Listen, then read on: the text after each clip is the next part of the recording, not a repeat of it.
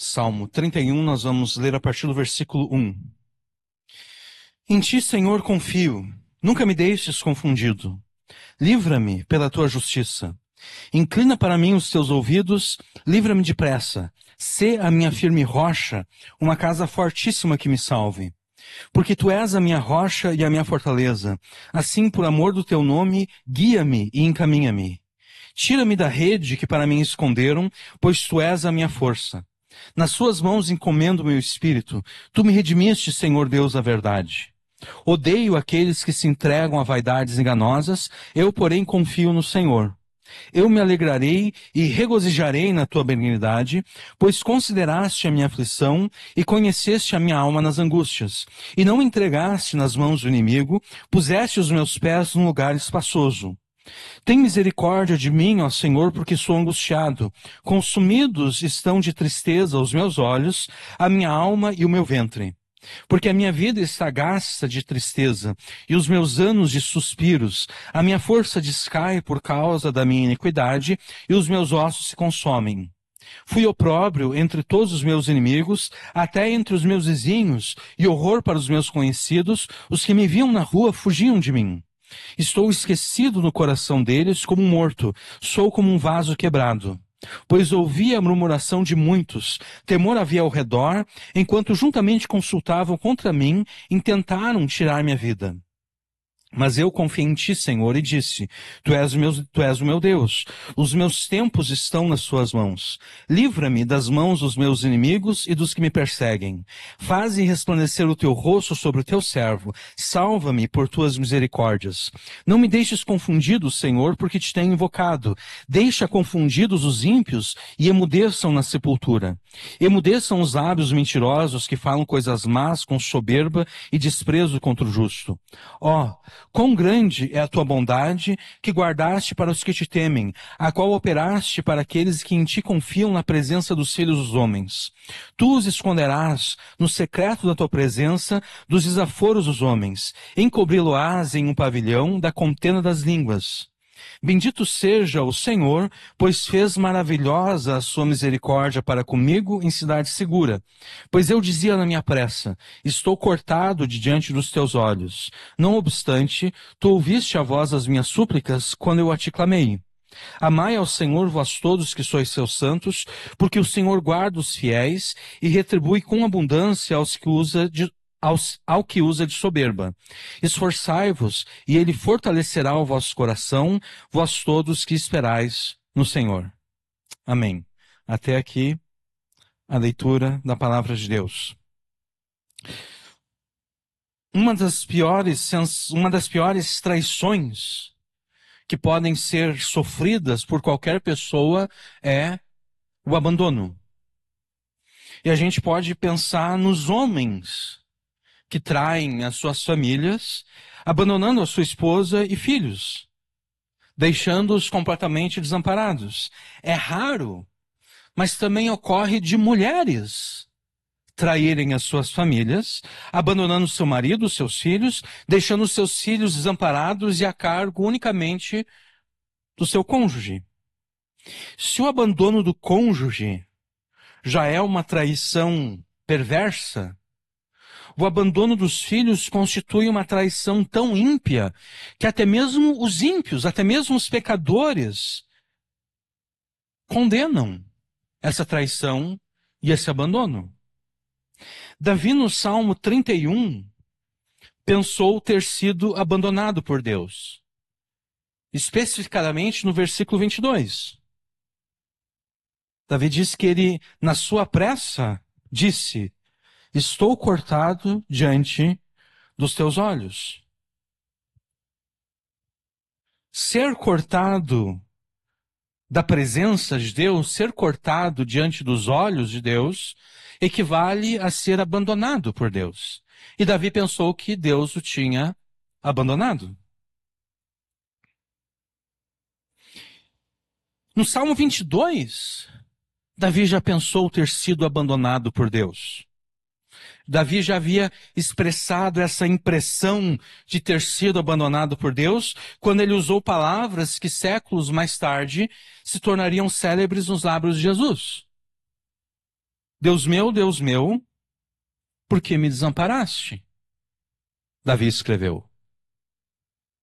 Porque se acham longe de mim, ou melhor, porque se acham longe de minha salvação as palavras de meu gemido.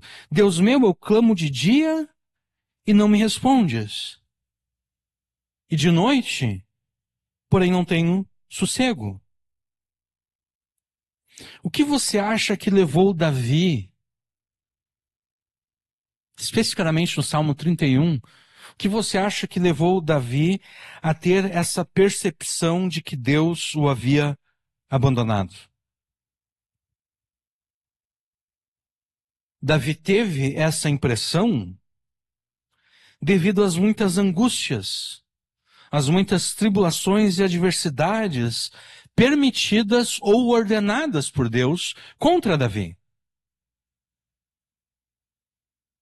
Davi olhou a sua vida e ele se viu cercado de angústias, tribulações e adversidades. E Davi pensou: Deus me abandonou? Deus só pode ter me abandonado, porque do contrário, porque ele ordenaria contra mim essas angústias, tribulações e adversidades.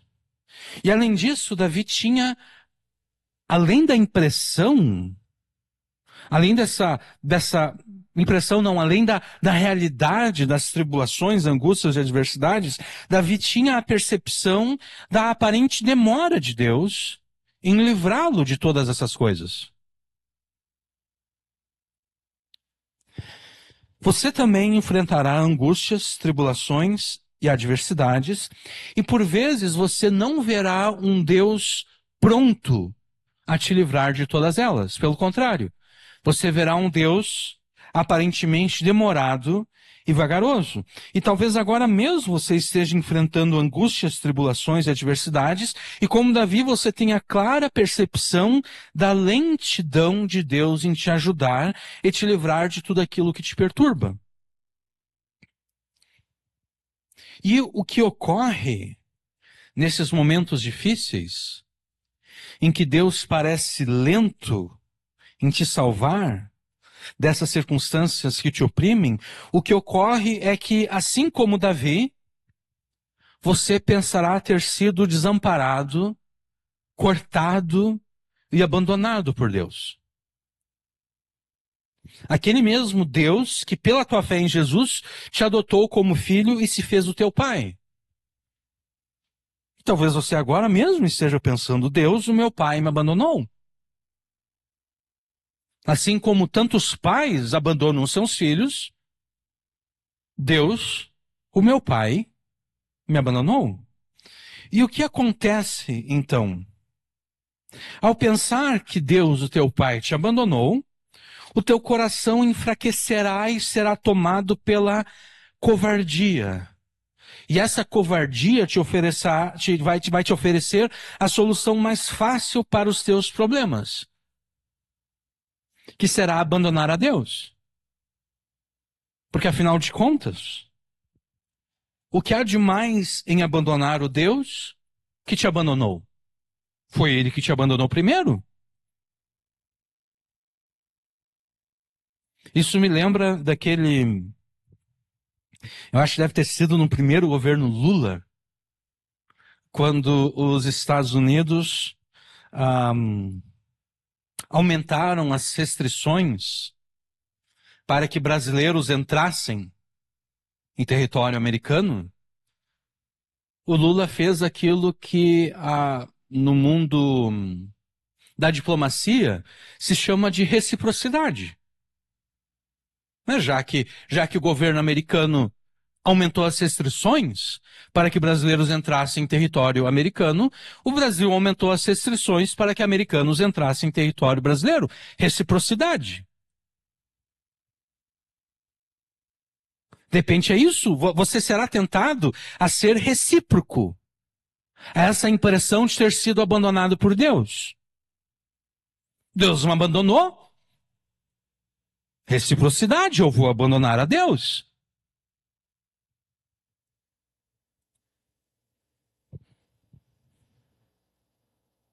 você será grandemente tentado a abandonar a Deus, como consequência desse coração fraco tomado pela covardia. A covardia vai te oferecer essa solução: abandonar a Deus.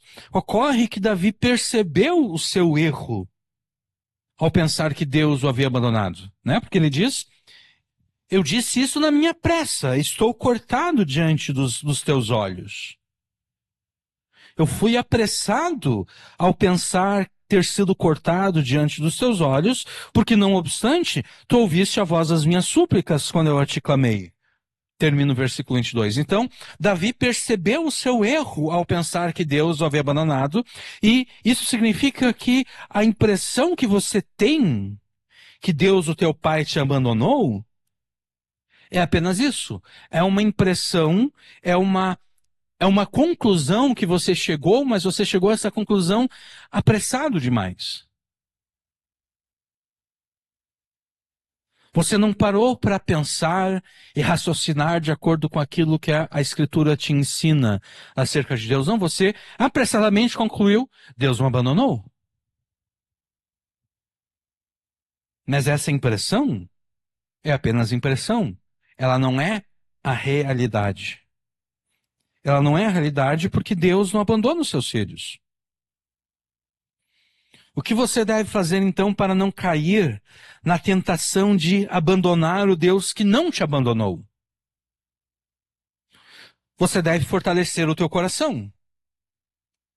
Você deve fortalecer o teu coração para que para que o teu coração jamais seja tomado por essa covardia que te tente a abandonar a Deus. E como você vai fortalecer o teu coração? Você vai fortalecer o teu coração abandonando a falsa impressão de que Deus te abandonou, exatamente através do amor a Deus. Você deve amar a Deus. Versículo 23, amai ao Senhor vós todos que sois seus santos. Você deve amar a Deus, e esse amor fortalecerá o teu coração a ponto de você abandonar a falsa ideia, a falsa impressão, a falsa percepção de que Deus te abandonou. E como é que você amará a Deus e demonstrará esse amor? Seria impossível tratarmos de tudo aquilo que a Escritura ordena com respeito ao amor que você deve a Deus. E por essa razão nós nos contentaremos com o que o Salmo 31 ensina e ordena acerca disso.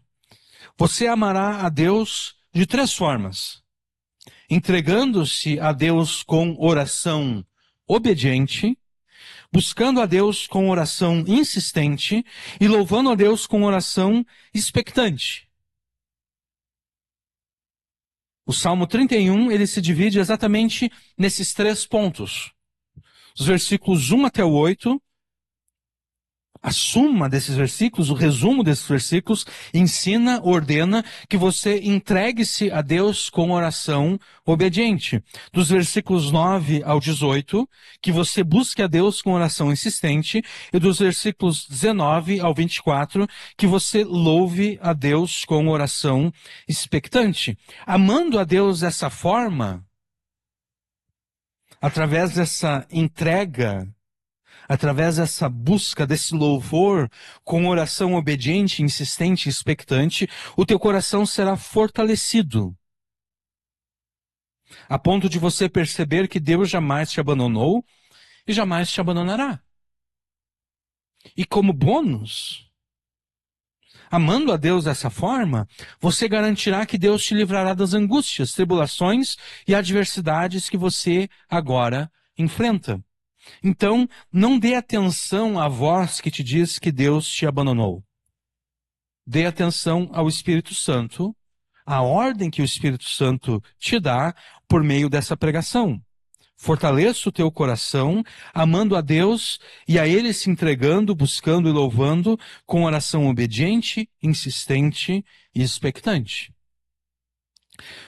No meio das suas angústias, no meio das suas tribulações e adversidades, Davi se põe a orar a Deus. E na sua oração, Davi diz a Deus aquilo que nós encontramos no versículo 1.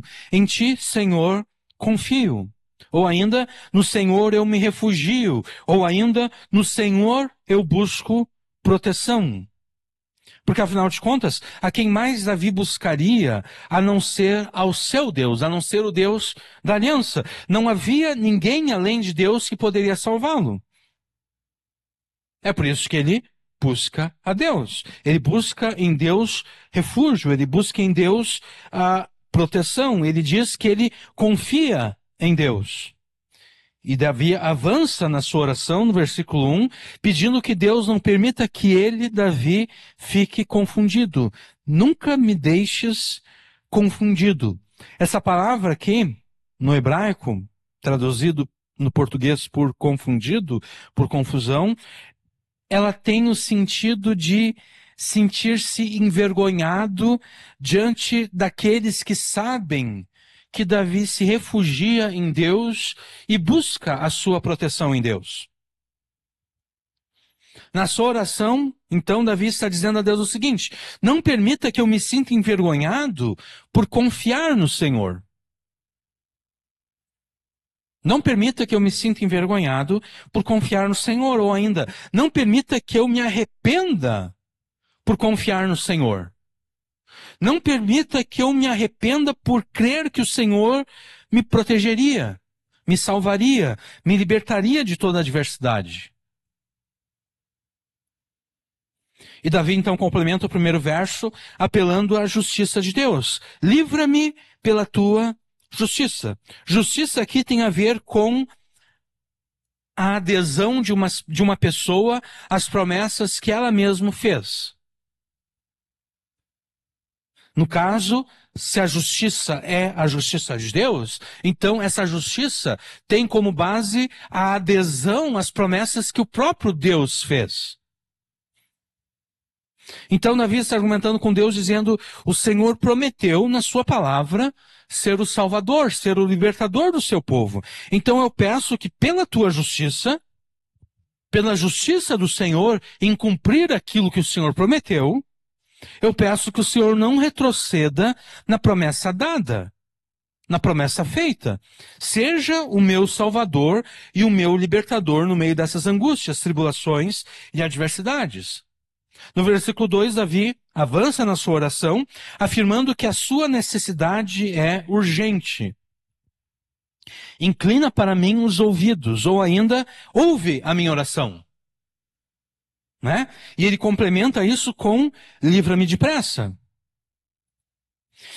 Existem circunstâncias em que a demora é simplesmente fatal. Uma doença grave é um bom exemplo disso, né?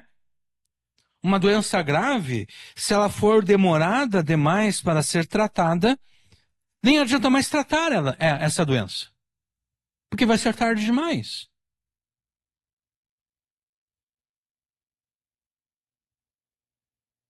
Quando é demorado, quando o atendimento demora, nem adianta mais tratar.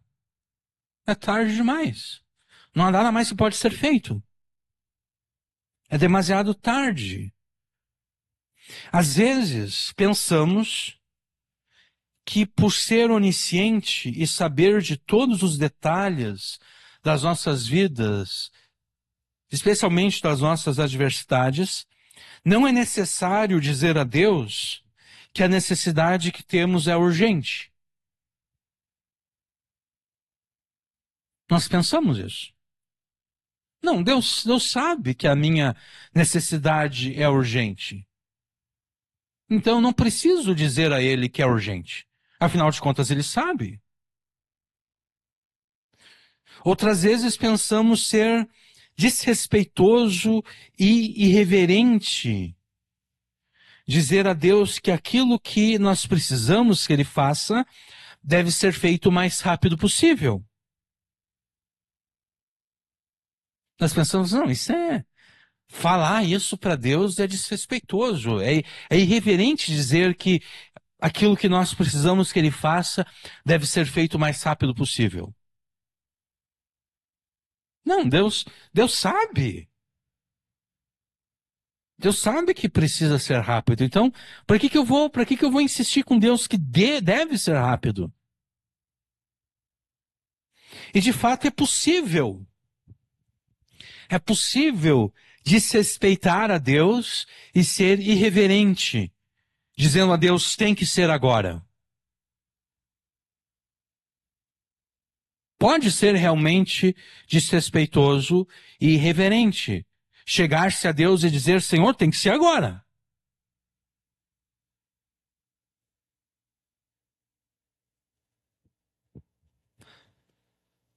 Nós podemos cair nesse pecado de irreverência e desrespeito. Mas se nós tivermos consciência de que nós não temos nenhum direito de exigir de Deus nada,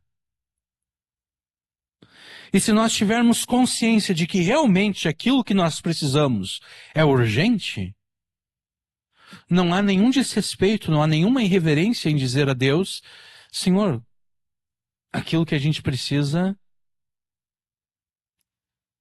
é necessário que seja rápido.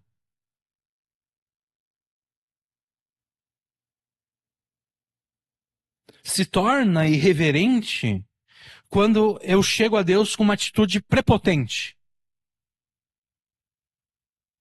Quando eu chego diante de Deus como quem pode mandar em Deus, como quem pode determinar aquilo que Deus vai fazer.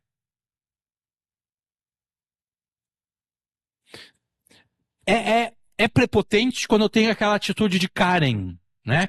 Karen é uma expressão, digamos assim, pejorativa, surgida lá nos Estados Unidos, que se refere normalmente àquelas mulheres de meia idade que, num estabelecimento comercial, elas não têm direito de exigir aquilo que elas querem exigir, mas ainda assim elas exigem. E quando o funcionário não faz aquilo que elas estão exigindo, elas exigem falar com o responsável, o gerente daquele lugar. Né? E elas fazem um escarcéu, exigindo que se faça aquilo que elas não têm nenhum direito de receber. Né? Então, a, a, o pessoal da teologia da prosperidade, eles têm uma atitude de Karen, né? Essa atitude de, não, tu tem que fazer aquilo que eu quero, e se tu não fizer, eu vou falar com o teu gerente, e eu vou conseguir demitir todos vocês, e não sei o quê, e tudo, e eu já tô aqui filmando, porque eu vou colocar isso aqui no YouTube, no Instagram, no TikTok, no X, no Twitter, não importa, eu vou colocar isso aqui, eu vou envergonhar vocês, mais ou menos como aquela mulher que, na semana passada, ou retrasada, não sei, filmou aquela moça no avião que não queria trocar de lugar, né? Eu vou envergonhar ela. Essa é uma atitude de Karen, né? Então, se nós tivermos uma atitude de Karen diante de Deus, não, eu determino que o Senhor faça isso. Eu ordeno que o Senhor faça isso. Eu profetizo que o Senhor faça isso. Isso é prepotência. Isso é uma atitude irreverente. Isso é uma atitude desrespeitosa para com Deus.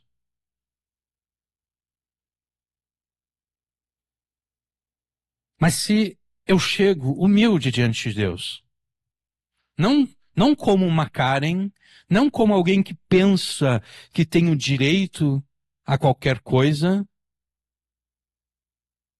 não como alguém que pensa que pode ordenar e determinar isso ou aquilo.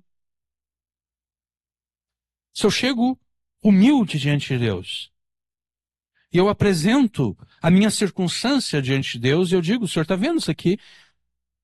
É grave, e se não for resolvido logo, amanhã é tarde demais para essa situação. Livra-me depressa.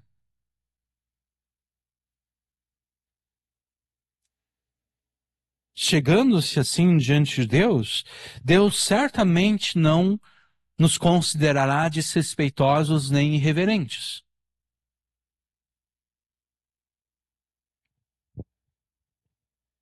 Então devemos aprender com Davi aqui e falarmos abertamente dos nossos problemas. Falarmos sem rodeio nenhum, falarmos abertamente dos nossos problemas com Deus, dizendo o quão urgente eles são e o quão rápido nós precisamos da solução. O quão rápido nós precisamos da libertação e salvação.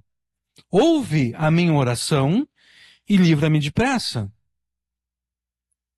Davi, ele termina o versículo 2 aqui, pedindo que Deus seja a sua rocha firme e uma fortaleza poderosa que o salve. E aqui, novamente, Davi está argumentando com Deus com base na própria palavra de Deus.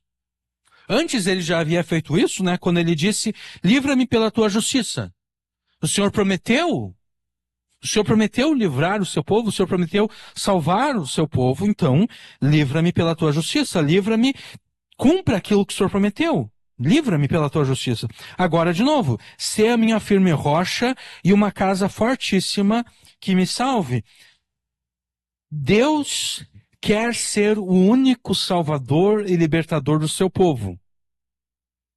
E nós sabemos disso porque qualquer tentativa de encontrar outro salvador e libertador é condenada por Deus como idolatria.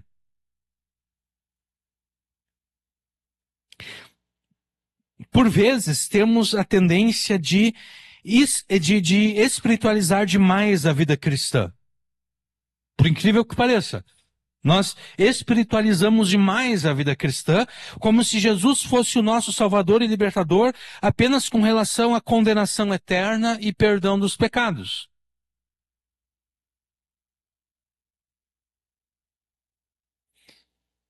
Com relação a outras coisas, com relação a outros aspectos da vida, aí Jesus não é o nosso libertador. Aí Jesus não é o nosso Salvador. Jesus é Salvador apenas com relação a essa coisa assim, etérea, fantasmagórica, espiritual.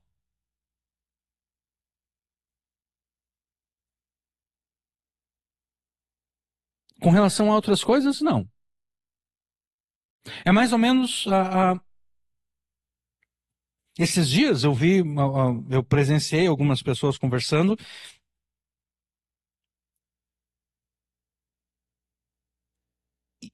e eu detectei exatamente esse pensamento.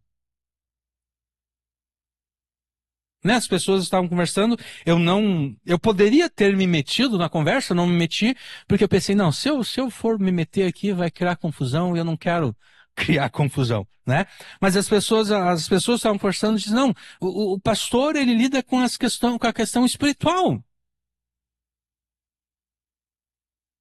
dos crentes. Mas nem tudo é espiritual. Nem tudo é espiritual. Tem coisas que é necessário um psicólogo, um psiquiatra, alguma coisa assim. E eu estava ouvindo e pensando, tá, mas isso é dizer que Jesus só é salvador de um aspecto da tua vida, não de outro aspecto. Não de toda a tua vida, toda a tua existência. Isso é dizer que, não, com relação à vida eterna, com relação ao perdão dos pecados, com relação a passar a eternidade com Deus e não no inferno, não, isso sim, com relação a isso, Jesus é o meu libertador, é o meu salvador. Mas com relação a outras coisas, não. Aí eu preciso de outros salvadores, outros libertadores.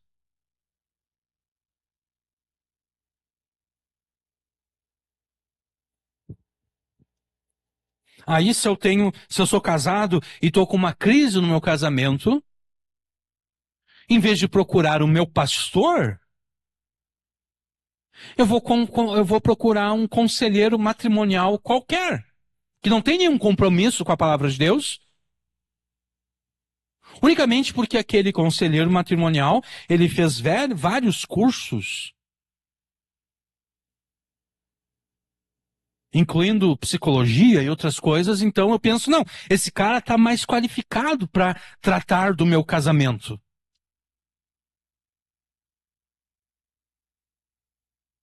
Se eu estou com um problema com os meus filhos, eu não vou procurar o meu pastor. Eu também vou procurar um psicólogo. Porque esse psicólogo, ele fez, ele estudou, ele aprendeu com professores que ensinaram a eles os vários estudos que a psicologia tem feito acerca de como a criança deve ser educada e assim por diante, como lidar com uma criança, como lidar com uma criança desobediente que não quer obedecer e tudo. Eu vou aprender com essas pessoas. Então, quer dizer, Jesus não é o salvador do meu casamento, Jesus não é o salvador dos meus filhos rebeldes.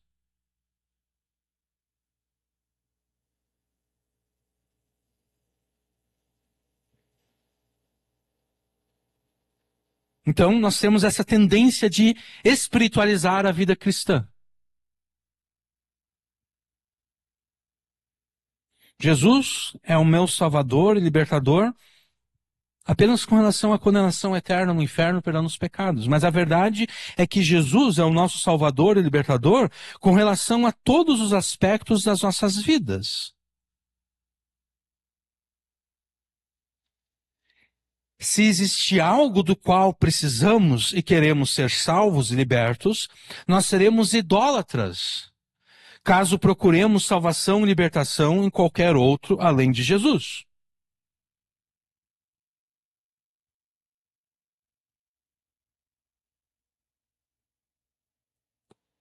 Deste modo, devemos aprender a argumentar com Deus da mesma forma que Davi faz nesse verso. O Senhor quer ser o único Salvador e libertador do seu povo. Então seja agora mesmo o meu único libertador e Salvador. Sê a minha firme rocha. Sê uma casa fortíssima que me salve.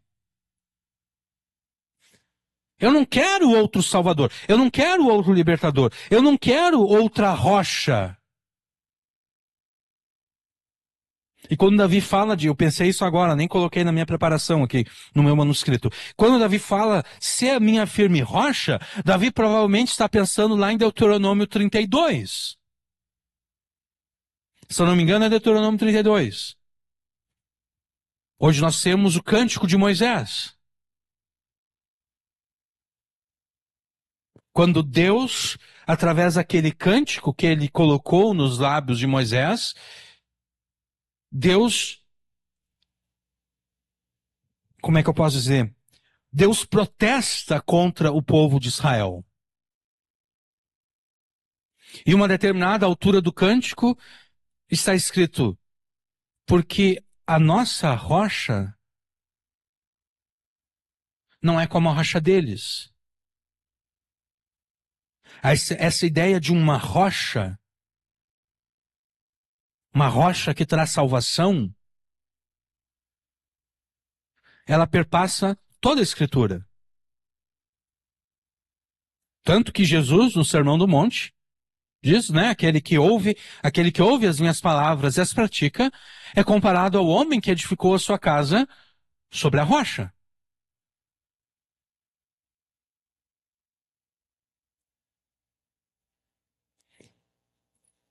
Se a minha firme rocha, uma casa fortíssima que me salve. O Senhor quer ser essa firme rocha, né? O Senhor quer ser o único Salvador e Libertador do seu povo, então seja agora mesmo, o meu único Libertador e Salvador. Desde quando o Senhor começou a recusar libertação e salvação daqueles que buscam salvação e libertação apenas em Ti? Apenas o Senhor. Seja o meu libertador e salvador, livrando-me depressa de todas essas dificuldades. Sê a minha firme rocha e uma fortaleza poderosa que me salve, uma casa poderosa, uma casa fortíssima que me salve. Após orar por uma libertação rápida, Davi passa a orar por uma direção segura para a sua vida, dizendo, Porque tu és a minha rocha e a minha fortaleza, assim por amor do teu nome, guia-me e encaminha. Já que o Senhor é a minha rocha, já que o Senhor é a minha defesa, a minha proteção, a minha fortaleza, a minha salvação, a minha libertação, por amor do teu nome, guia-me e encaminha-me. Antes, o argumento de Davi dizia respeito a si próprio, que o Senhor que o Senhor não permita que eu me sinta envergonhado por confiar em ti. Que o Senhor não permita que eu me sinta envergonhado por confiar em ti. Agora o argumento de Davi diz respeito a Deus. Para que o teu nome não seja envergonhado, por amor do teu nome, para que o teu nome não seja envergonhado, guia-me e encaminha-me. Para que o nome de Deus não seja envergonhado, Davi pede que Deus dirija a sua vida de forma segura. A direção de Deus para a tua vida possui dois componentes. Um que diz respeito a Deus e outro que diz respeito a você. O componente que diz respeito a Deus envolve todas as coisas que Deus decretou que ocorrerão na tua vida. Todas as circunstâncias, boas e ruins, que você vivenciará nesse mundo. Já o componente que diz respeito a você envolve tudo aquilo que a palavra de Deus ordena que você faça e obedeça em todas e quaisquer circunstâncias pelas quais você esteja vivendo, sejam boas ou ruins. Muitas vezes os crentes ficam confusos, querendo saber qual é a vontade de Deus para as suas vidas. E nesse contexto, por vontade de Deus, normalmente os crentes querem saber o que Deus determinou para as vidas deles. O que Deus determinou que vai ocorrer nas vidas deles. O que Deus determinou que vai ocorrer na semana que vem ou no próximo ano, já que nós nos aproximamos rapidamente do final de 2024. As pessoas querem saber, bom, o que Deus determinou para a minha vida em 2025? O que Deus determinou que vai acontecer na minha vida em 2025? Você não deve se preocupar nem perder tempo com o que Deus determinou para a tua vida. Com aquilo que Deus determinou que a tua vida será em 2025 ou 2026. Não. Você não deve se preocupar e nem perder tempo com isso, porque isso faz parte da vontade decretiva de Deus. E a vontade decretiva de Deus não é da tua conta. Não é da tua conta a vontade decretiva de Deus. Não é da tua conta saber o que Deus vai fazer da tua vida em 2025.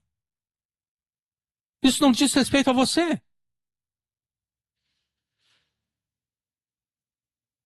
Se dissesse respeito a você, Deus teria revelado na sua palavra.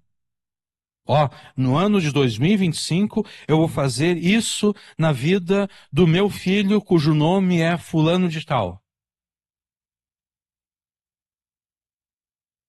Mas Deus não revelou isso na Escritura, então isso não diz respeito a você, não é da tua conta. Não perca tempo tentando descobrir o que Deus vai fazer da tua vida em 2025. Sabe o que é da tua conta? É da tua conta descobrir e obedecer à vontade preceptiva de Deus. Não a vontade decretiva, a vontade preceptiva de Deus. Vontade decretiva, essa expressão decretiva, é derivada de decreto, né? Aquilo que Deus decretou que vai ocorrer. Vontade preceptiva, essa palavra preceptiva, ela é derivada de preceito. Aquilo que Deus ordena que você faça. Isso é da tua conta. É da tua conta aquilo que Deus te ordenou como preceito. Aquilo que Deus te ordena que você obedeça. Isso é da tua conta.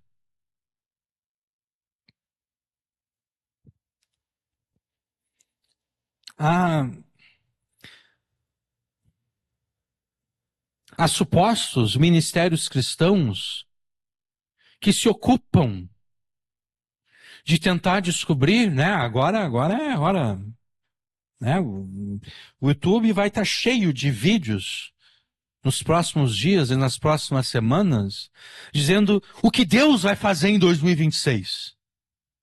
Esse é o calendário de Deus para 2026. Foi isso que Deus me revelou. Foi isso que Deus me deu um sonho do que Ele vai fazer em 2026. Deus me revelou, eu estava orando no monte e Deus me revelou o que Ele vai fazer em 2026. Isso é tudo perda de tempo. Tudo perda de tempo. E o pior é que não é apenas essas pessoas perdendo tempo. São todas as pessoas que estão vendo esses vídeos que estão perdendo tempo também. Para todas essas pessoas, o Espírito Santo diria, ou diz, recuperem o tempo, porque os dias são maus. Não perca tempo com aquilo que não diz respeito a você. As pessoas estão tão preocupadas em saber aquilo que Deus vai fazer em 2026, que elas se esquecem de obedecer aquilo que Deus ordena que elas façam. Tanto é que elas profetizam mentiras, desobedecendo um mandamento claro de Deus que diz: não prestarás falso testemunho.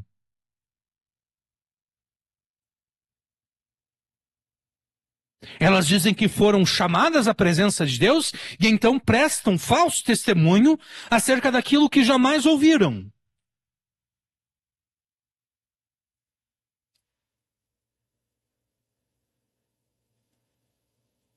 Jeremias diria: vocês mentem dizendo que estiveram no conselho de Deus, quando nenhum de vocês esteve no conselho de Deus.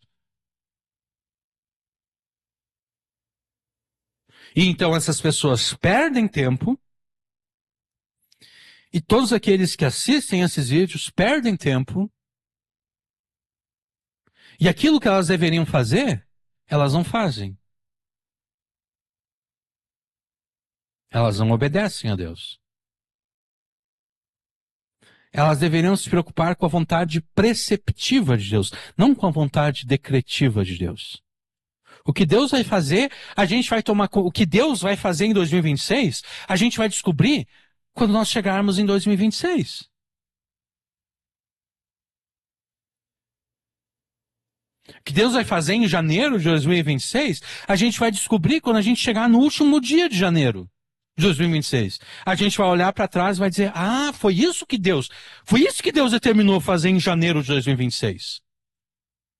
E quando a gente chegar no dia 31 de dezembro de 2026, desculpa, 2025, né? Quando a gente chegar em 31 de dezembro de 2025, a gente vai descobrir o que Deus decretou fazer em 2025. A gente vai olhar para trás, pro ano que passou, e a gente, foi isso que Deus determinou fazer em 2025. A vontade decretiva de Deus, nós descobrimos na história. Nós descobrimos a vontade decretiva de Deus na história. À medida em que a história avança. A vontade preceptiva de Deus, nós descobrimos na Escritura. Aquilo que Deus ordena que seja feito, não importa aquilo que esteja acontecendo. Porque, de fato, não importa aquilo que Deus decretou que vai acontecer. Sabe por que não importa? Porque caso Deus tenha ordenado que em 2025 o Brasil será grandemente abençoado e a economia vai decolar e a pobreza vai acabar, ou então caso Deus tenha determinado que no 2025 o Brasil vai ser amaldiçoado, a economia vai cair e a vida de todo mundo vai ficar difícil, não importa. O importante é obedecer a Deus no meio da bênção ou no meio da maldição. Se Deus vai trazer bênção ou crise, não importa. O importante é que você obedeça a Deus no meio da bênção ou no meio da crise.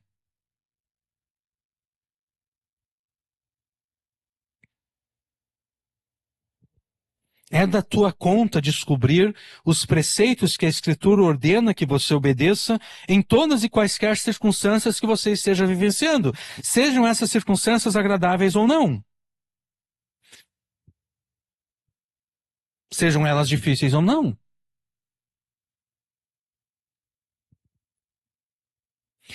E ainda que não seja da tua conta descobrir a vontade decretiva de Deus para a tua vida, Deus te ordena que você ore a Ele, pedindo que Ele te dê uma direção segura. Essa oração envolve dois pedidos: que Deus transforme as suas circunstâncias e que Deus te dê a sabedoria e capacidade para obedecer a sua palavra em todas as circunstâncias. Na sua oração, Davi pede que Deus o livre das armadilhas que os seus inimigos armaram contra ele, argumentando que Deus pode e deve fazer isso, pois ele, Deus, é a sua fortaleza, a sua proteção. Né? Ele afirma isso no versículo 3, já que o Senhor é a minha rocha, a minha fortaleza, assim por amor do teu nome, guia-me e encaminha-me. Tira-me da rede que para mim esconderam, pois tu és a minha força. O Senhor é a minha força. O Senhor é essa, né, de acordo com o versículo 2, o Senhor é a minha firme rocha, uma casa fortíssima. Então, tira-me da rede que para mim esconderam. Uma rede escondida aqui, a imagem aponta para armadilhas que foram feitas, né? Então, Davi pede que Deus o livre dessas armadilhas que os seus inimigos armaram contra ele. E o argumento que Davi usa é o seguinte: o Senhor é a minha força, o Senhor é a minha fortaleza, o Senhor é a minha proteção. Então o Senhor pode e deve fazer isso. Livra-me das armadilhas que os meus inimigos armaram. E aqui nós encontramos o aspecto seguro da direção que Davi pediu no versículo anterior. Né? Davi pede que Deus dê uma direção segura à sua vida, uma direção protegida das armadilhas preparadas pelos seus inimigos. Quem são os teus inimigos? Você tem três classes de inimigos: os incrédulos, chamados de o mundo, o diabo e a tua própria carne. A carne é aquela tendência que ainda existe em você de desejar e praticar o pecado. E esses três inimigos têm em comum o seguinte: todos eles estão torcendo e fazendo de tudo para que você se decepcione com Deus e o abandone. O mundo, o diabo e a tua própria carne fazem questão de mostrar para você o quanto Deus está demorando para te livrar e salvar das suas angústias, tribulações e adversidades. E eles fazem isso para tentar te convencer que Deus te abandonou, que Deus não se importa contigo, para que você abandone a Deus e se junte a eles nos seus pecados. Mas você não deve dar atenção ao que te diz o mundo, o diabo e a tua própria carne. Pelo contrário, você deve juntar-se a Davi, a Jesus e a tantos outros, dizendo a Deus: nas tuas mãos entrego o meu espírito. Versículo 5. Nas tuas mãos encomendo, entrego o meu espírito. Jesus usou as palavras desse verso aqui e adaptou essas palavras às suas próprias circunstâncias, momentos antes de dar o seu suspiro final na cruz. Só que, originalmente, essas não são palavras de uma pessoa prestes a morrer pendurada numa cruz. Jesus usou essas palavras e adaptou elas às suas próprias circunstâncias. Mas originalmente essas palavras aqui, nas suas mãos encomendo o meu espírito, nas suas mãos entrego o meu espírito, originalmente essas palavras não são as palavras de uma pessoa prestes a morrer pendurada numa cruz. Não, originalmente essas palavras são de uma pessoa que, estando viva, quer demonstrar a sua total confiança em Deus nos momentos de adversidade e angústia. Espírito aqui deve ser entendido como se referindo a toda a sua existência. Davi estava entregando a Deus toda a sua vida. Davi entrega a sua vida a Deus porque ele sabe que Deus, o Deus da verdade, como continua o versículo 5, né? Nas suas mãos encomendo o meu espírito, tu me redimiste, Senhor Deus da verdade.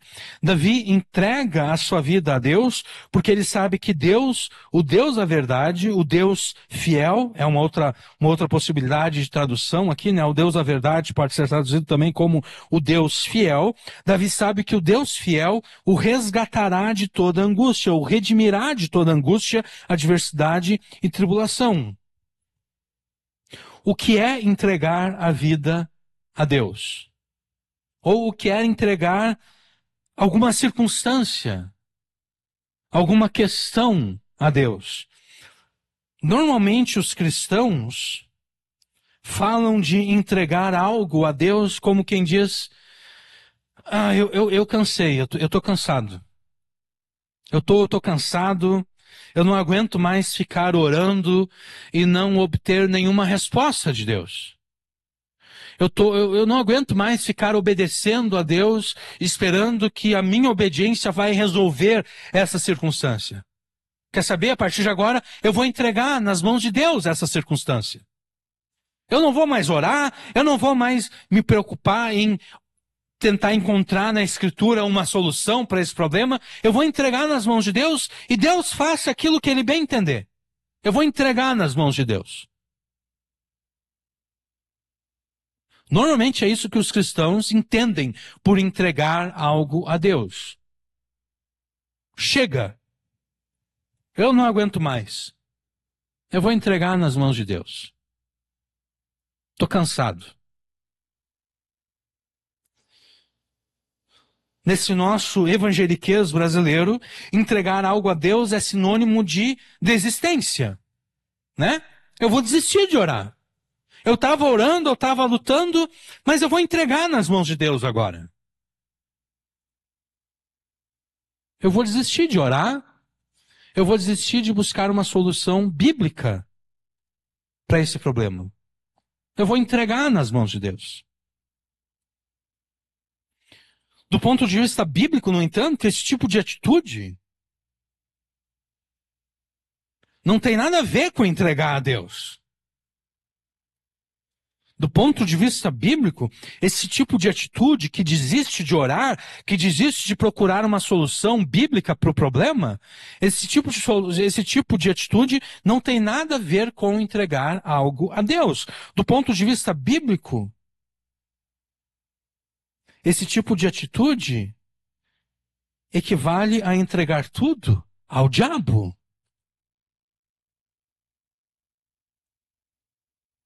Visto que desistir é exatamente isso. Entregar ao diabo. Entregar algo a Deus significa orar cada vez mais. Entregar a Deus não é aquela última solução que eu já orei por uma semana, por um mês, por um ano, e nada aconteceu, então agora eu entrego a Deus. Não. Entregar a Deus é orar cada vez mais. Alguém entrega algo a Deus orando cada vez mais por aquele assunto. Entregar algo a Deus significa se esforçar cada vez mais para encontrar uma solução bíblica para aquele problema. Isso é entregar algo a Deus.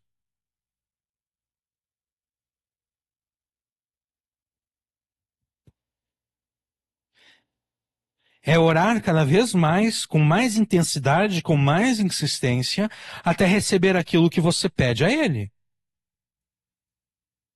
Entregar a vida a Deus, ou entregar uma questão a Deus, um assunto a Deus, conforme Davi se expressa nesse verso, nesse salmo, significa colocar todos os aspectos da tua vida em oração. Mas não qualquer oração. Não aquela oração que, após terminada, não se importa em obedecer a Deus. Não. Aquela oração que, após o amém final, obedece a palavra de Deus. Uma oração que pede que Deus direcione a sua vida de forma segura e então obedece a palavra de Deus em todas as circunstâncias que vivencia, porque sabe que não existe lugar mais seguro do que a obediência à palavra de Deus. Então, entregar algo a Deus jamais será uma atitude passiva de desistência. Entregar algo a Deus não é ficar passivo em meio à circunstância. Não é desistir de lutar por aquilo. Não. Desistir é desistir. Se você desiste de orar, se você desiste de encontrar uma solução bíblica, você não está entregando a Deus. Você está entregando ao diabo.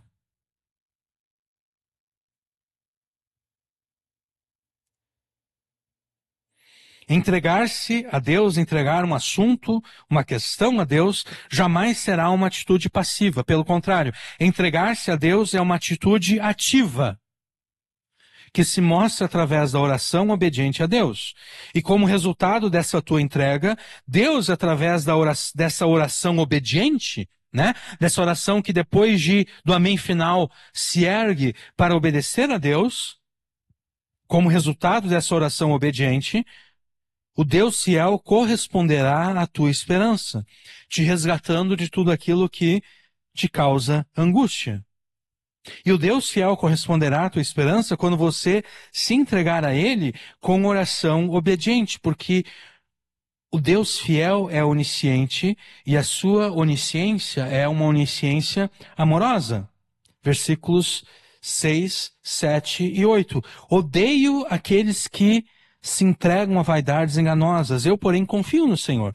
Eu me alegrarei e regozijarei na tua benignidade, pois consideraste a minha aflição, conheceste a minha alma nas angústias, e não me entregaste nas mãos do inimigo, puseste os meus pés num lugar espaçoso. Há controvérsias aqui se o versículo 6 deve ser traduzido como eu odeio aqueles que se entregam a vaidades enganosas, ou como tu odeias aqueles que se entregam a vaidades enganosas.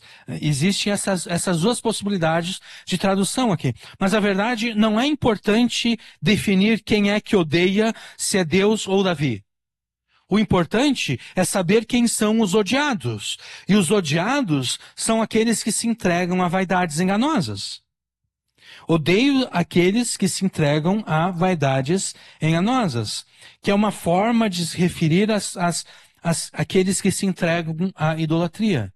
Entregar-se a uma vaidade enganosa é uma expressão que se refere à idolatria, a pessoas que se entregam à idolatria, a pessoas que buscam ídolos ou deuses falsos, pessoas que buscam salvação e libertação em outro além de Deus.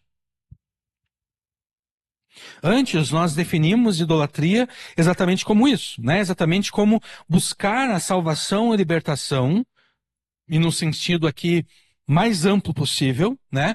Buscar essa salvação e libertação em qualquer outro que não o Deus da aliança.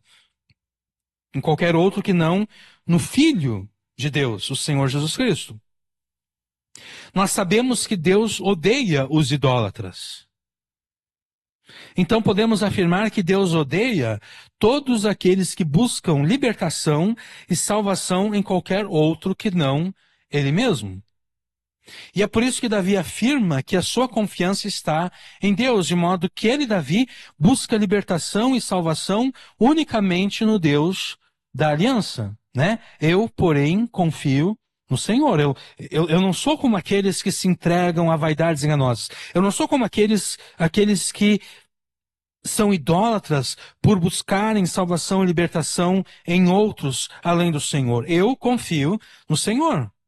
Davi tem tanta confiança no Deus da aliança, no seu Deus, a ponto de alegrar-se e regozijar-se na Hesed de Deus. Hesed aqui é a palavra grega traduzida no versículo 7 como benignidade.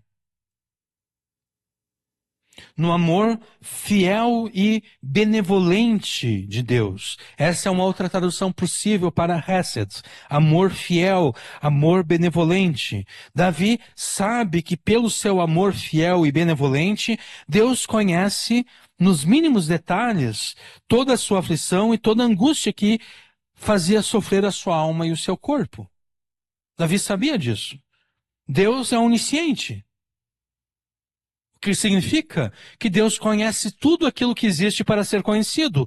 Mas um Deus onisciente não é o suficiente, não é o bastante. Porque a onisciência de Deus não nos diz nada acerca do seu caráter. Esse Deus onisciente, no entanto, é também o Deus cujo amor pelo seu povo é um amor fiel e benevolente, conforme a palavra hebraica Hesed. Deus conhece todos os teus sofrimentos e no seu amor por você, você pode ter certeza que Ele não permitirá que você sofra e padeça além daquilo que cooperará para o teu bem.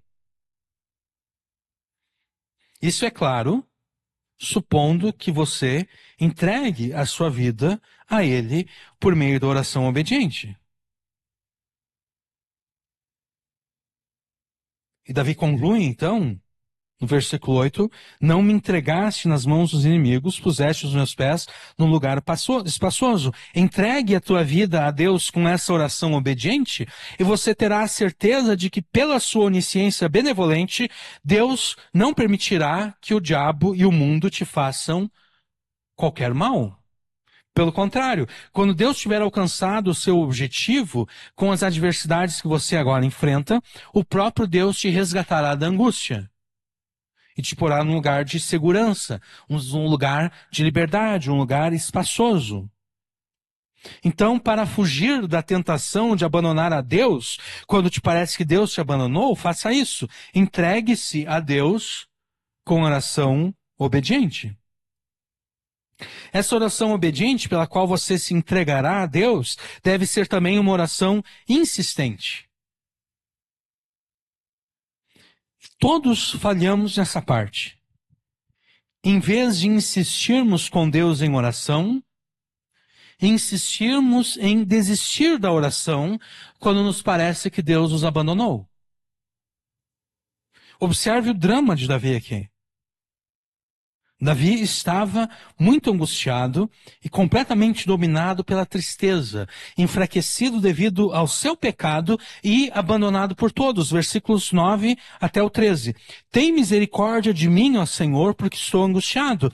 Consumidos estão de tristeza os meus olhos, a minha alma e o meu ventre, porque a minha vida está gasta de tristeza, os meus anos de suspiros. A minha força descai por causa da minha iniquidade e os meus ossos se consomem. Fui opróbrio entre todos os meus inimigos, até entre os meus vizinhos, e horror para os meus conhecidos. Os que me viam na rua fugiam de mim. Estou esquecido do coração deles, eu sou como um morto, sou como um vaso quebrado, pois ouvi a murmuração de muitos e temor havia ao redor, enquanto juntamente consultavam contra mim e intentaram tirar minha vida. Esse é o drama de Davi. Ele está angustiado, completamente dominado pela tristeza, ele está enfraquecido devido aos seus próprios pecados, às suas próprias iniquidades, e ele foi abandonado por todos.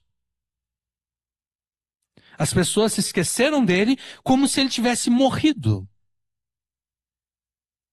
Porque é isso que nós fazemos com os mortos, né?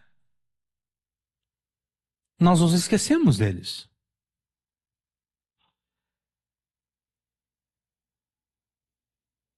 Quando alguém morre, nos primeiros dias, né, nós nos lembramos. Mas à medida em que o tempo passa, nós nos esquecemos dos mortos. Porque, num certo aspecto, eles não importam mais, né? Não no sentido de que nós não os amávamos, e ainda os amamos, mas no sentido de que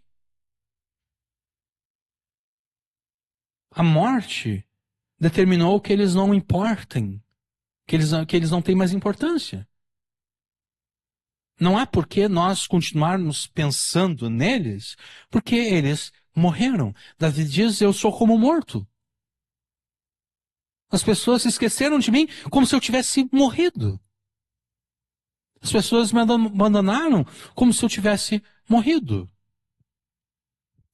Davi tinha todas as evidências necessárias para concluir que Deus também o havia abandonado. E se realmente Deus o havia abandonado, do que serviria a Davi a oração? Né? Qual é o sentido de continuar orando a um Deus que o abandonou? Por acaso adianta orar a um Deus que o abandonou?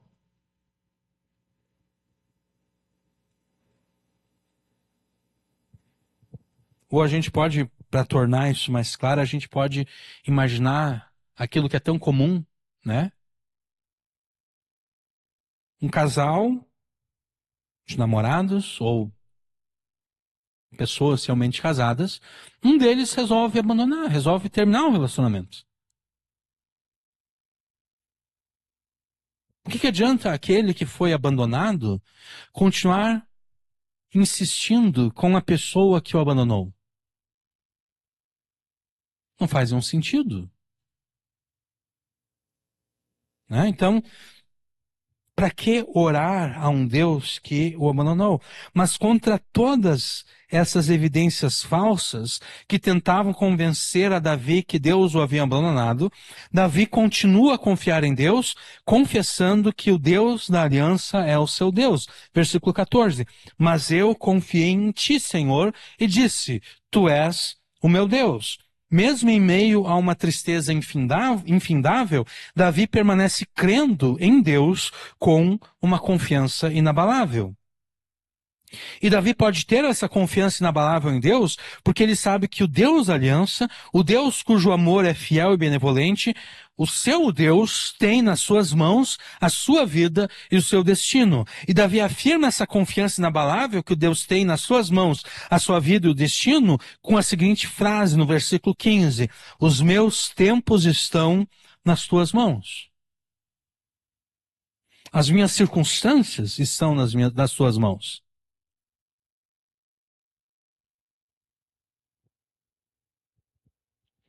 Sabendo que a sua vida e o seu destino estão seguros nas mãos de Deus, Davi insiste em orar a Deus com oração insistente. Apesar das circunstâncias dessas circunstâncias que serviam de evidência falsa que Deus o havia abandonado, apesar disso, Davi insiste em orar a Deus. Ele insiste em pedir salvação e livramento dos seus inimigos e de todos aqueles que perseguindo querem o seu mal. Os meus tempos estão nas suas mãos. Livra-me das mãos dos meus inimigos e dos que me perseguem. A minha vida e o meu destino estão nas tuas mãos. Então livra-me das mãos dos meus inimigos e dos que me perseguem. Versículo 16. Faze resplandecer o teu rosto sobre o teu servo, salva-me por tuas misericórdias. Misericórdias aqui de novo é no hebraico hesed. Davi insiste em orar para que Deus resplandeça o seu rosto sobre ele, salvando devido à sua hesed. Salva-me por tuas misericórdias. Salva-me por causa do teu amor fiel e benevolente. Em pregações passadas, nós afirmamos que o rosto de Deus, a face de Deus, é uma das formas pelas quais os escritores bíblicos e o próprio Deus se refere à sua graça. Então, quando há uma bênção em que diz que pede que Deus levante o seu rosto sobre o seu povo, ou que a luz do rosto de Deus brilhe sobre o seu povo. O rosto de Deus é símbolo, é uma imagem da graça de Deus agindo em favor do seu povo.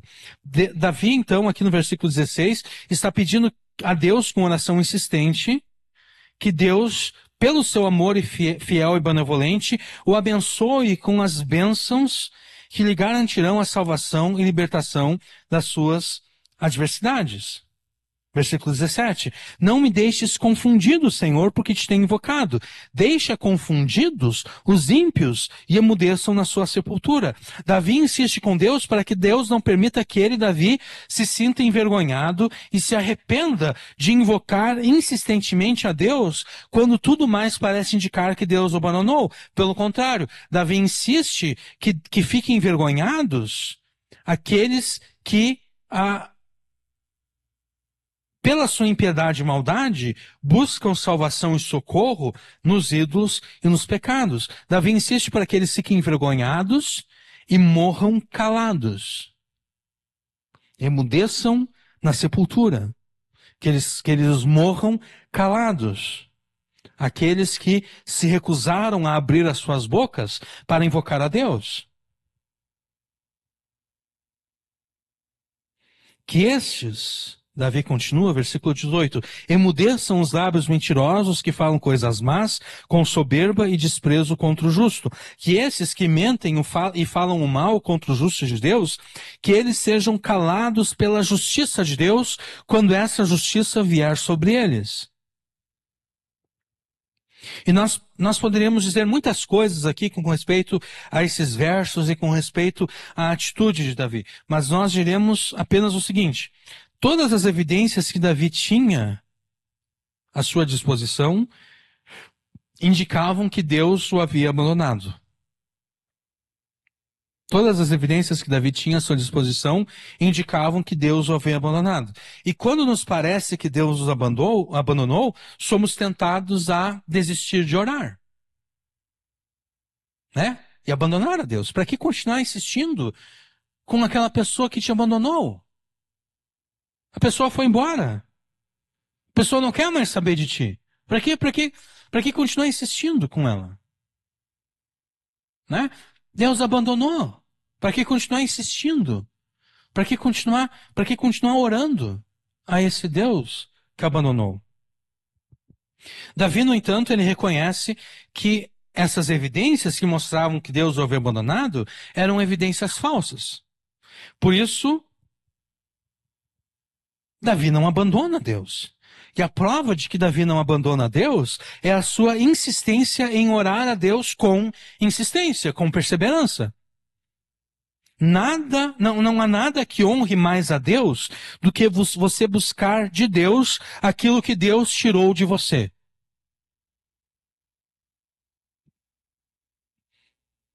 Essa afirmação parece completamente despropositada, mas ela é absolutamente verdade. Não há nada que honre mais a Deus do que você buscar de Deus aquilo que Ele, Deus, tirou de você. Porque se você não buscar de Deus aquilo que Ele, Deus, tirou de você, você demonstrará que pode conseguir de outro Salvador e Libertador aquilo que Ele, Deus, tirou de você e te faz falta. Então, por exemplo, Deus tirou a tua saúde. Deus ordenou uma doença sobre a tua vida. Deus tirou a tua saúde. Não há nada que honre mais a Deus do que você buscar de Deus aquilo que Ele tirou de você. Deus tirou a tua saúde, então busque de Deus aquilo que Ele te tirou. Busque saúde em Deus. Se te falta saúde, busque insistentemente de Deus a saúde que te falta. Deus tirou o teu sustento. Você perdeu o emprego, ou de repente você não perdeu o emprego, mas as circunstâncias da tua vida são tais que aquilo que até há um tempo atrás você ganhava era suficiente para sustentar a tua família, agora já não é mais suficiente. Então Deus tirou o teu sustento. Se te falta o sustento, busque insistentemente de Deus o sustento que te falta. Se te falta paz e harmonia familiar, busque insistentemente de Deus a paz e a harmonia familiar que te falta.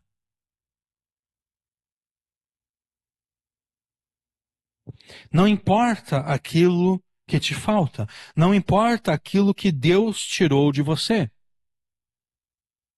Ah, não, mas foi o diabo que tirou. Tudo bem, foi o diabo que tirou, mas quem deixou o diabo tirar?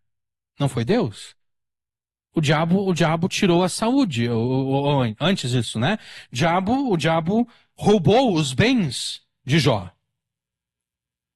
O diabo roubou os filhos de Jó. Mas quem foi que deixou o diabo roubar os bens dos filhos de Jó? Foi Deus. Então, em última instância, foi Deus que tirou os filhos e os bens de Jó. Porque caso o diabo tivesse chegado diante de Deus, e Deus tivesse perguntado a Deus, ao diabo, né? O que tu estava fazendo? Né? De onde viesse? O diabo dissesse, eu estava rodeando a terra, estava passeando por ela, e Deus dissesse o seguinte ao diabo, observaste meu servo Jó? Ele é reto, temente a Deus, se dizia do mal.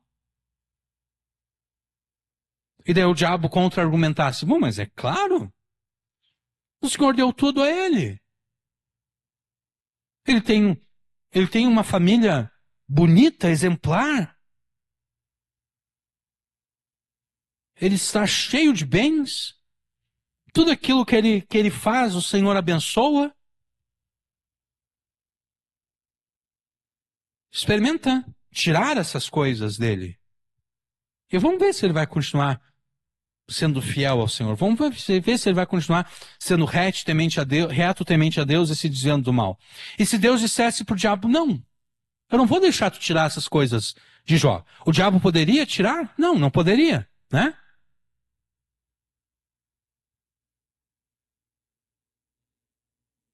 Se Deus dissesse para o diabo, não, tu não vai testar o meu servo Jó. Eu não vou permitir que tu faça isso. Não há nada que o diabo poderia fazer contra Jó. Então, em última instância, foi Deus que tirou os bens e os filhos de Jó. E depois a saúde. Então, em última instância, foi Deus que tirou os bens, os filhos e a saúde de Jó. Então, se você quer dizer que foi o diabo, tudo bem, foi o diabo. Mas foi o diabo com a permissão de quem? Ou com a ordem de quem? Foi o diabo com a permissão ou ordem de Deus. Então foi Deus. Porque se Deus não tivesse permitido, ou se Deus não tivesse ordenado, o diabo não poderia fazer nada, né? Aqui a gente não pode cair nessa péssima teologia que diminui o poder de Deus e aumenta o poder do diabo, como se o diabo pudesse fazer alguma coisa que Deus não tivesse permitido, ou que Deus não tivesse ordenado. O problema de muitas igrejas por aí é que o Deus dessas igrejas é muito pequeno e o diabo delas é extremamente grande, extremamente poderoso.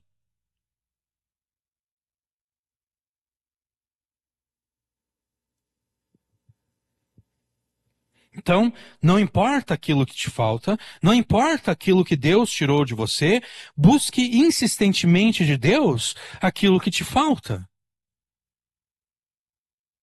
Ore com insistência para que Deus resplandeça sobre você a sua face, para que com graça e misericórdia, com base no seu amor fiel e benevolente, Ele te abençoe com aquilo que te falta. Entregue-se a Deus com oração obediente e busque a Deus com oração insistente. Por fim, louve a Deus com oração expectante. Louve a Deus com aquele tipo de oração que tenha certeza que receberá de Deus aquilo que pede, que espera, né? Tem aquela oração que tem a expectação, que tem a esperança de receber aquilo que está pedindo. É isso que eu quero dizer com oração expectante. Davi começa o seu louvor no versículo 19, dizendo ser a bondade de Deus grande para aqueles que o temem. Ó, quão grande é a tua bondade que guardaste para os que te temem, a qual operaste para aqueles que em ti confiam na presença dos filhos dos homens. Então Davi começa o seu louvor a Deus dizendo que a bondade de Deus é grande para aqueles que o temem. O que é o temor a Deus, senão a tua obediência aos seus mandamentos, não importando as circunstâncias que você se encontra? Esse é o teu temor a Deus. Você teme a Deus obedecendo aos mandamentos de Deus, não importando quais as circunstâncias que você está vivendo. Então, grande é a bondade de Deus para aqueles que o temem. Ou ainda, grande é a bondade de Deus para aqueles que, não importando as suas circunstâncias, obedecem aos mandamentos de Deus. Deus reserva a sua bondade para aqueles que se entregam a Ele com oração obediente, com oração que obedece à Escritura na sua totalidade e em todas as circunstâncias da sua vida. Essa obediência íntegra demonstra a confiança que você tem em Deus, porque quanto mais você confia em Deus, mais você o obedece. A medida da tua confiança em Deus é a medida da tua obediência a Ele. Você quer saber quão grande ou quão pequena é a tua fé? Meça quão grande ou quão pequena é a tua obediência a Deus. Essa é a medida da tua fé.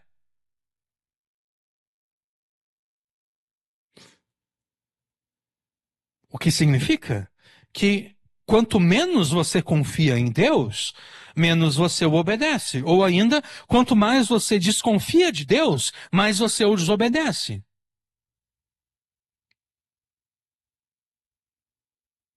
Então faça esse cálculo.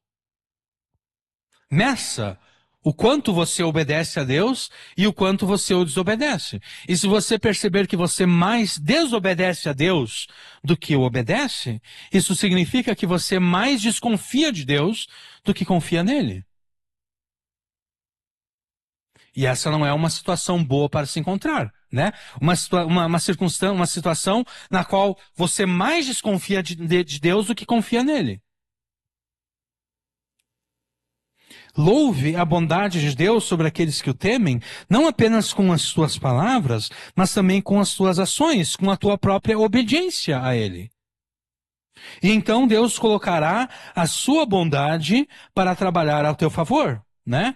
Versículo 19, ó, quão grande é a tua bondade que guardaste para os que te temem, a qual operaste. Aqui a bondade sendo operada é a bondade de Deus posta a trabalhar a favor daqueles que temem, daqueles que obedecem a Deus na presença dos filhos dos homens.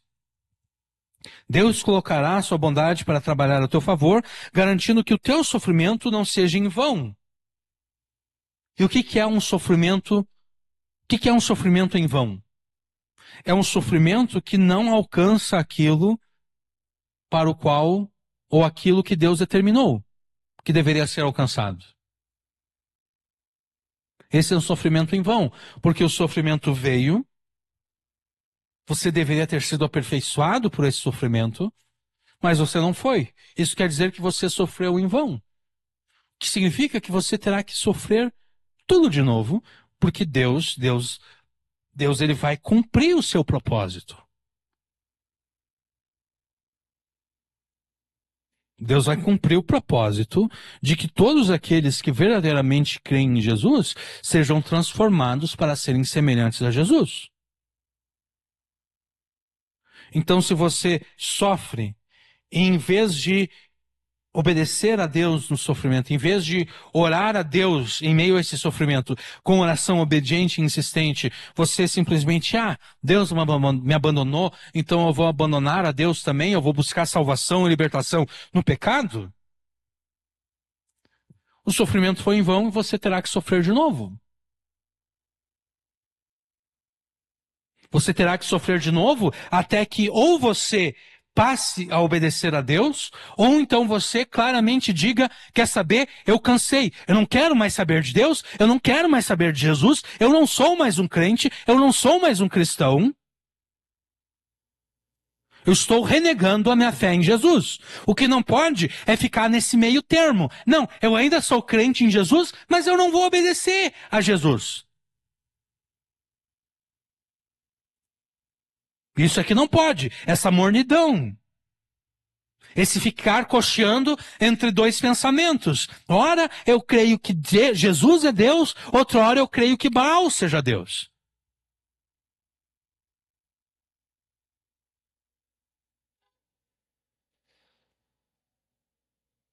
O teu sofrimento não pode ser em vão. Ou você se apega com Deus, ou então você renega a Cristo.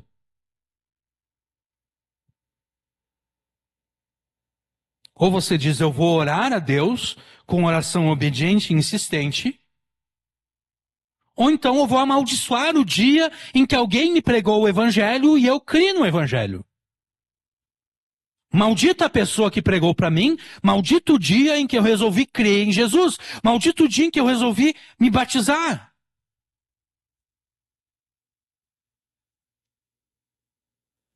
Enquanto você não tiver uma dessas duas atitudes, enquanto você ficar titubeando entre dois caminhos,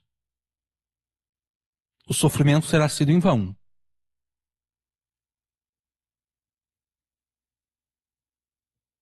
Então, eu vou repetir, vou ter que voltar aqui alguns pontos atrás para fazer sentido o que eu vou falar a seguir, né?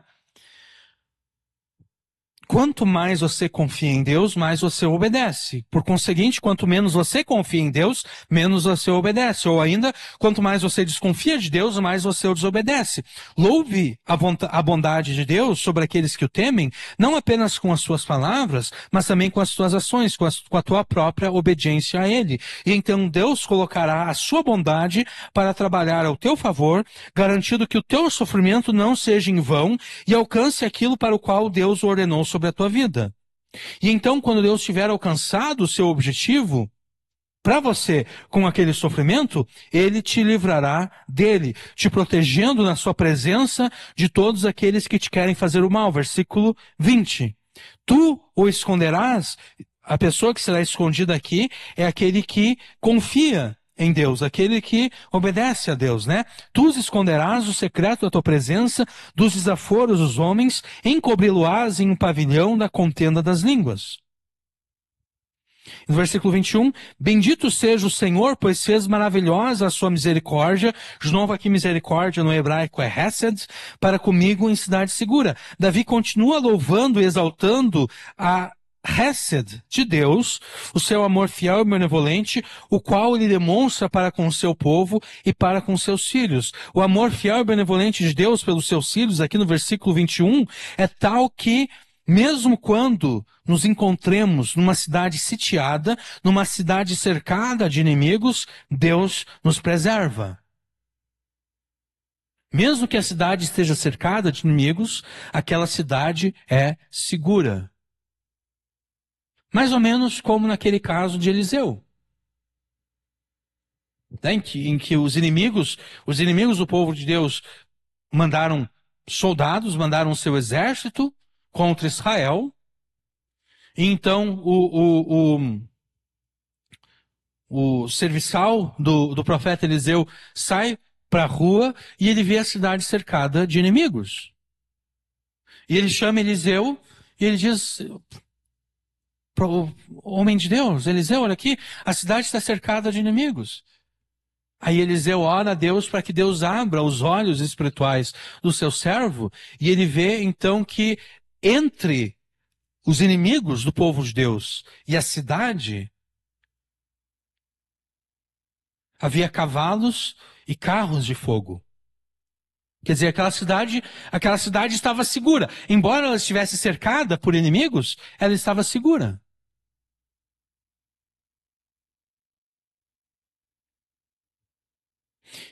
E quando na tua pressa você chegar a pensar que Deus te abandonou e não se importa contigo,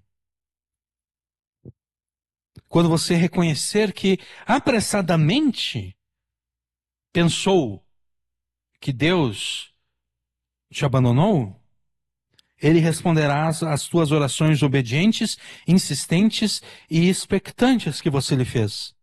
Versículo 22. Pois eu dizia na minha pressa, estou cortado diante dos teus olhos. Não obstante, tu ouviste a voz das minhas súplicas quando eu a te clamei. O maior louvor que você pode oferecer a Deus em meio às adversidades é exatamente essa oração obediente, insistente e expectante. Que devido à bondade e amor fiel e benevolente de Deus, você sabe que será respondida. Esse tipo de classificação aqui que eu fiz, né? Oração obediente, oração insistente, oração expectante, ela é válida para entendermos os diferentes aspectos de como a nossa oração deve ser. Mas a verdade é que na prática é impossível separar um tipo de outro. Né? É impossível que a oração obediente não seja igualmente insistente e expectante.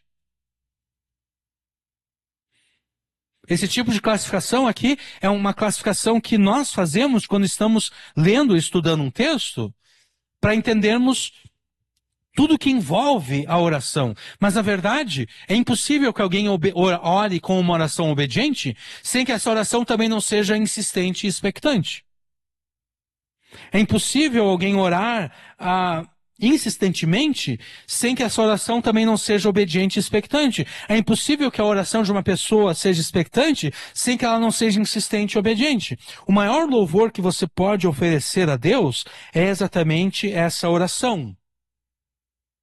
Essa oração obediente, insistente e expectante, que apesar das aparências, apesar daquelas evidências que parecem demonstrar que Deus abandonou, persevera em confiar na bondade e no amor fiel e benevolente de Deus. Louve a Deus orando a Ele com a expectativa de quem tem a certeza de que pela sua bondade e amor fiel receberá de Deus aquilo que você pede a Ele. E então Davi apresenta a sua conclusão nos versículos 23 e 24. Amai ao Senhor, vós todos que sois seus santos, porque o Senhor guarda os fiéis e retribui com abundância ao que usa de soberba. Esforçai-vos, e ele fortalecerá o vosso coração, vós todos que esperais no Senhor. Davi apresenta a sua conclusão, pela qual ele resume como evitar a tentação de abandonarmos a Deus quando nos parece erroneamente que ele nos abandonou. Davi diz: todos que são os seus santos, amem ao Senhor, pois ele guarda, protege e abençoa aqueles que lhe são fiéis. Como consequência, os corações dos santos, antes enfraquecidos pela falsa percepção que Deus os havia abandonado, agora esses corações são fortalecidos. Né? Esforçai-vos e ele fortalecerá o vosso coração. Aquela covardia que toma conta do coração e que apresenta como solução para o abandono de Deus, o abandonar a Deus, ela é derrotada, né? Esforçai-vos e ele fortalecerá o vosso coração. Mas para aqueles que não amam a Deus, Deus se atribui o que merece a sua soberba arrogante e prepotente. Final do versículo 23, né? O Senhor guarda os fiéis, mas retribui com abundância ao que usa de soberba. Aquele que usa de soberba é aquele que não se humilha diante de Deus para buscar a Deus. Ame ao Senhor e o teu coração será fortalecido, de modo que você triunfe e seja mais do que vencedor sobre todas as angústias, tribulações e adversidades que te afligem. Como você amará o Senhor? Entregando-se a Ele com oração obediente, buscando com oração insistente e louvando com oração expectante. Você amará a Deus dessa forma. E amando a Deus dessa forma, você demonstrará que espera apenas em Deus e em ninguém mais, de modo que teu coração será fortalecido no Deus da aliança e no seu amor fiel e benevolente.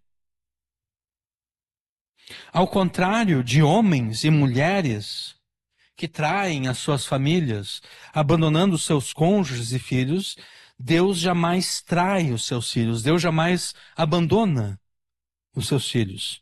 Então, não dê atenção à voz que te diz que Deus te abandonou. Pelo contrário, em meio às angústias, tribulações e adversidades, permaneça firmado em Deus. Fortaleça o teu coração fraco em Deus, amando a Deus. Amando a Deus, entregando-se a Ele com oração obediente, buscando-o com oração insistente e louvando-o com oração expectante. Amando a Deus dessa forma, agindo dessa forma, o teu coração será fortalecido, de modo que você perceba que Deus jamais te abandonou e jamais te abandonará. E como bônus, você terá a certeza de que Deus te livrará das angústias e tribulações e adversidades que você agora enfrenta. Então, fortaleça o teu coração amando a Deus e a Ele se entregando, buscando e louvando com oração obediente, insistente e expectante. Amém.